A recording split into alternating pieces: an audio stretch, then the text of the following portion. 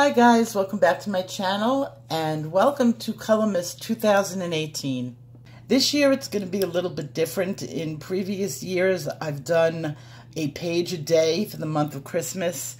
Last year I collaborated with Prismatic Attic. I'll leave her URL in the description. Celeste is a fantastic colorist, a good friend of mine, and she will be involved in Colormas 2018. But not until the end.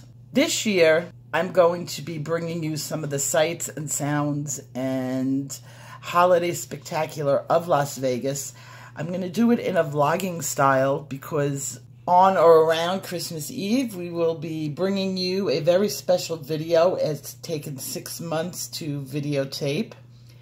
And every day I will give you a little bit of a hint. This year's Christmas special, first hint, it involved over 40 YouTubers. And that's where I'll leave that for today. What am I doing here? Okay, I am doing the skin tone of this picture. This is from Colorage Wild 2 by Emmanuelle Colin. This book is fantastic. I highly recommend it. I'll leave the URL to get this book from her Etsy shop. It's actually not her Etsy shop. It's another Etsy shop that sells her books for her. It's a little bit pricey, but very worth getting this book. The paper is amazing. It's an easy color, partly grayscale, I would call it. But it's not a dark grayscale, and obviously you can't really tell it's completely grayscale from my picture. I colored right over it. So you can either do it as a grayscale and use a light color on it. It will come out fantastic. Or you can do a darker, heavier one and bypass the gray style highlights and create your own magic. This is the first time I'm using the Holbein pencils. They came from Brenda, my patron and saint of my coloring channel.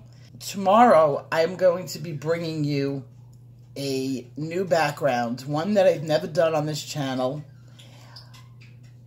I don't see any step-by-step instructions for this out there on YouTube, so I might be the first one to be giving you this highly detailed instruction on how to do it.